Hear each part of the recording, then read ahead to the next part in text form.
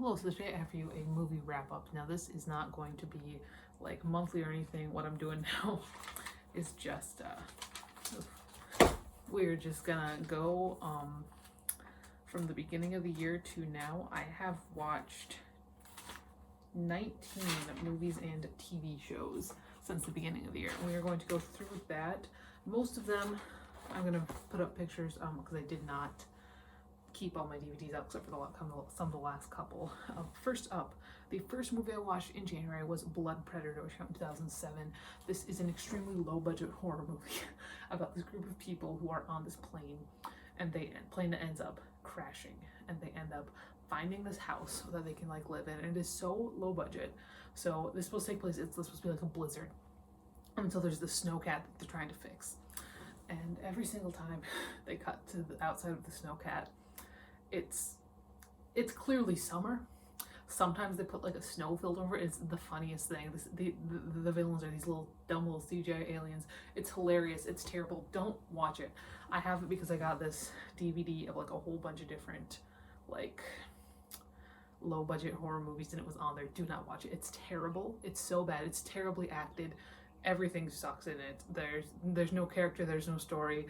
If you must watch it for that stupid snowcat.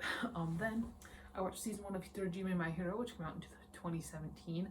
Hitorijime My Hero is a BL anime about this kid who has really no backbone whatsoever, and he has spent most of his life being like kind of like a gopher for this group of delinquents. And one day he ends up getting rescued by this large man who, he's not a large man, he's like 19-year-old who likes to beat up delinquents. And later he ends up becoming friends with this guy's kid brother because they're about the same age, and this guy becomes his math teacher, and they end up falling in love. I do not like the teacher-student relationship trope.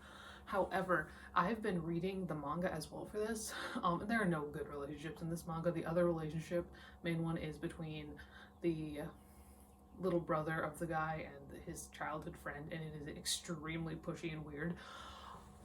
I love the main character so much. I think I just love him a lot. He's like my favorite, and I think he should end up with his friend who was mad about him having a relationship with the teacher because he was jealous. Yes, I do. Will he? No. I'm gonna continue reading the series, just because I love Setagawa, the main character, so goddamn much. He's my favorite. Then I watched Fahrenheit 451, the 1966 version. This was a rewatch. This is one I watched because my sophomores read it, and so we watched the terrible movie.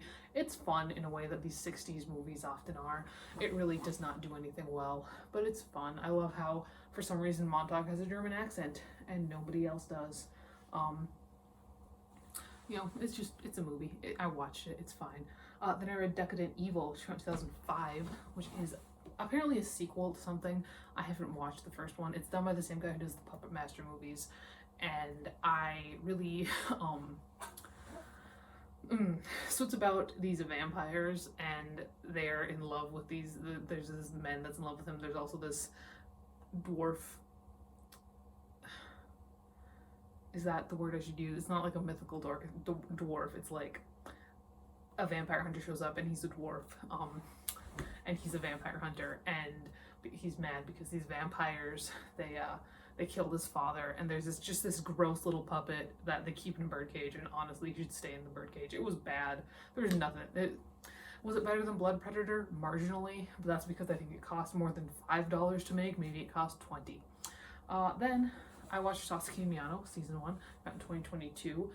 If Hitorijime My Hero has everything that's kind of gross about BL, Sasaki Miyano is just so cute. It's so fucking cute. It's adorable. It's about these two boys, and one of them is like very feminine, and he's very feminine, and he's very kind of self-conscious about it. And the other one is just kind of your general, he looks kind of like a delinquent, but he's not really a delinquent, and they meet when the delinquent one ends up helping the effeminate one's friend. And they kind of get to know each other, and it's very cute. Like this one is the definition of a slow burn, but it's like a Heartstopper but in anime form.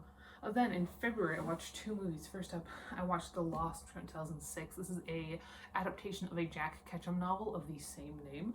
I read the book, I believe last year or the year before. Really, really liked it. The movie, it is about this guy who, Ray Pye, I believe his name is, and he ends up with his 2 friends, who neither of whom have a backbone, kills these girls, and it's like a cold case, and eventually like things kind of start heating up again, and he just goes on this massive killing spree. And this movie was so much fun. It's got that very early 2000s-y kind of like grittiness to it that you kind of see in like some like Rob Zombie stuff or like Highway, that I really enjoy. A lot of the like flashbacks, a lot like the weird editing, liked a lot. Also, I loved Timmy. I loved him in the book, and I loved him in the movie.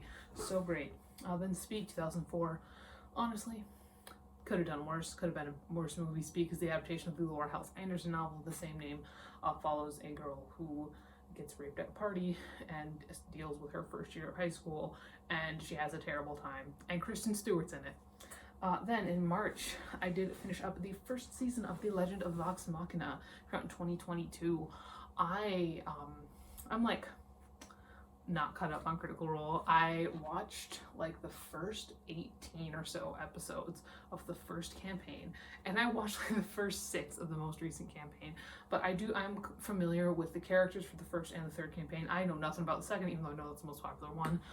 So this follows it's based on the D&D campaign group, obviously, Vox Machina, and it's very fun. The series was very fun. I really, really enjoyed it. As somebody who does enjoy D&D, it's Sunday, it's D&D day. I get to go be a useless little cleric today.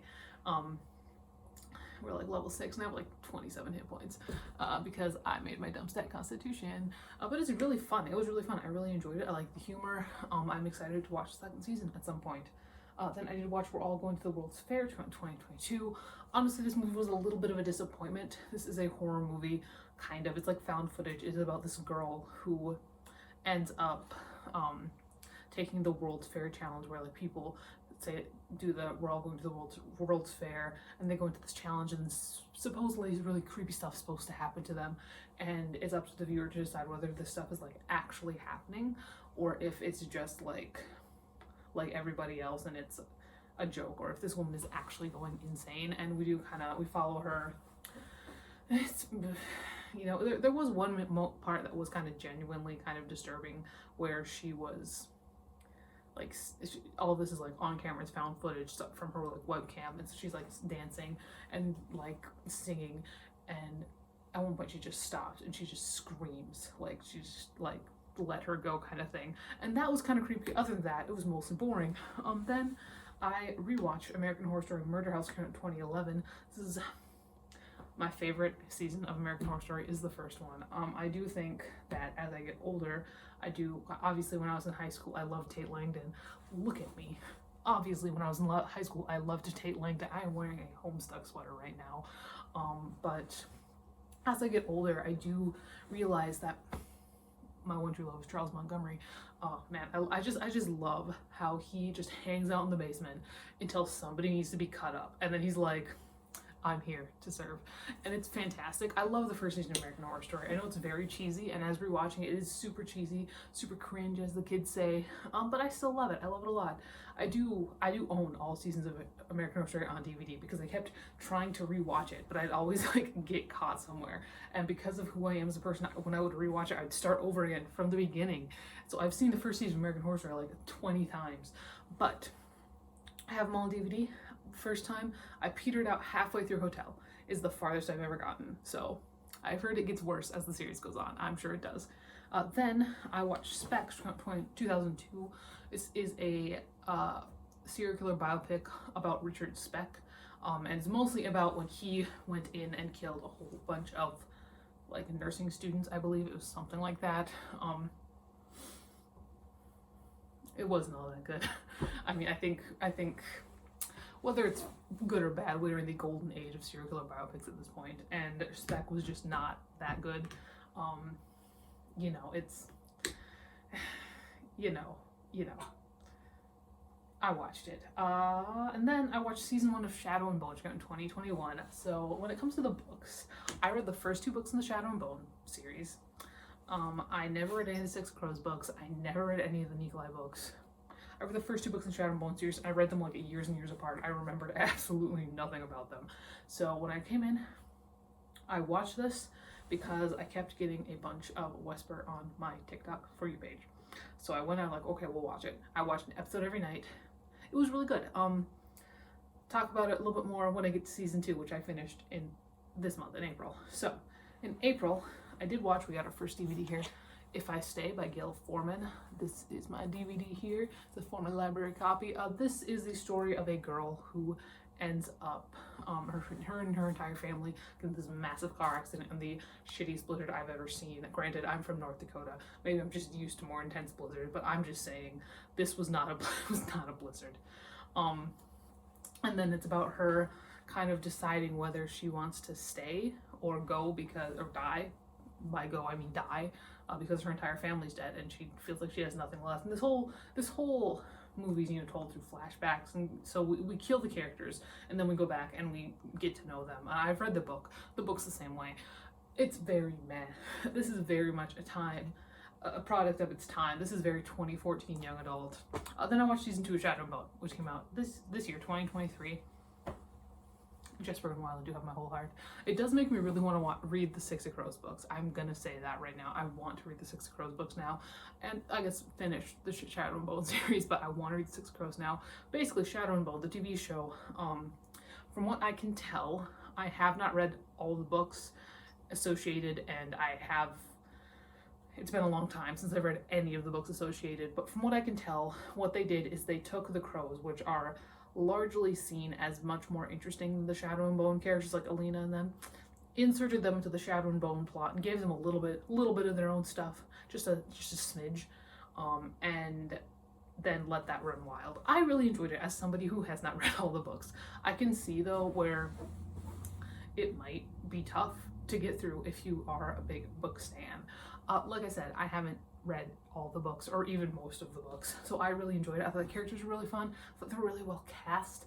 Jesper was so fun. Wyland was adorable. All the crows. Kaz and Inej made me cry at the end. And then of course the Shadow and Bone people. Honestly, I loved Mal. I thought he was great. I loved Nikolai. I loved Mal. And so weird to see Ben Barnes play the Darkling when because he was in so many fan edits of the Darkling back when the books were really, really popular. So it's just really interesting to see that kind of play out like that. Then I did go and watch Dungeons and Dragons Honor Amongst Thieves. Came out this year. Watched it in theaters. Went with my D&D group. It was great. It was super fun. It was a super funny movie. There were a lot of fun little in-jokes. We'll say that Intellectual Devourer's joke hurt because sometimes, it's not like they automatically go for the people that are smartest, and sometimes you play a really stupid bard and they have to get greater restoration like 3 times. So that one hurt. But basically the Dungeons and Dragons movie follows this character, and people are like, he's not a bard, he's a bard, come on. And follows this bard as he gets out of prison and he tries to get his daughter back and so that they can revive his wife, and it's really good. It was funny. I liked it. I enjoyed it a lot. Then I watched The Prom, which came out in 2020.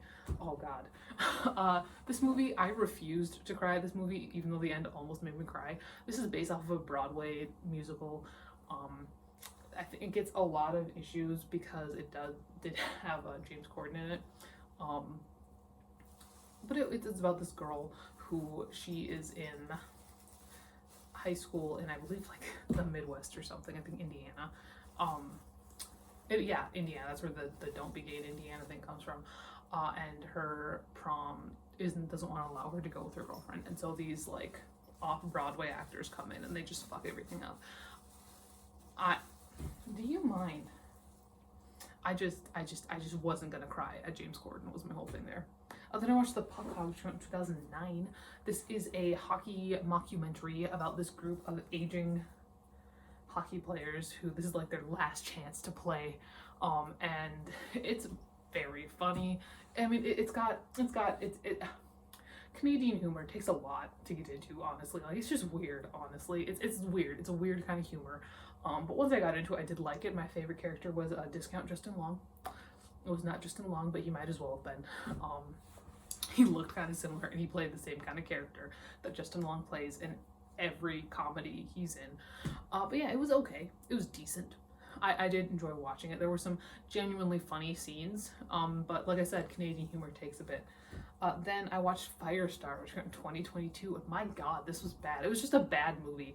First off, I cannot picture like Zac Efron in a fatherly role. Just doesn't work for me for some reason. I mean, I watched him as Ted Bundy, and that was fine, but just as a dad, This is an adaptation of the Stephen King novel of the same name, and granted, I've only watched that movie once. Not watched that movie. Oh, that too. I've only read Firestarter once. Most Stephen King books I've read multiple times. Firestarter only once, and it was a while ago. I don't remember a lot about it, but so I can't really speak to how accurate it is to the book.